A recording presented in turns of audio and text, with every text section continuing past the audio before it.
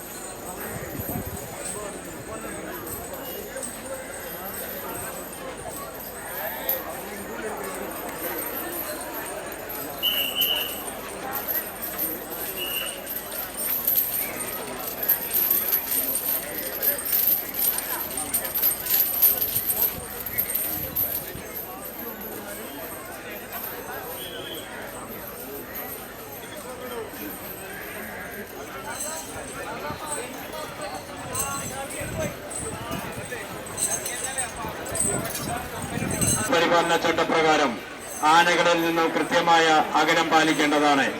ആയതിനാൽ പോലീസും സുരക്ഷാ ഉദ്യോഗസ്ഥരും ഏർപ്പെടുത്തിയിരിക്കുന്ന സുരക്ഷാ ക്രമീകരണങ്ങളുമായി സഹകരിക്കണമെന്ന് നാട്ടാന പരിപാലന ചട്ടപ്രകാരം ആനകളിൽ നിന്നും കൃത്യമായ അകലം പാലിക്കേണ്ടതാണ്.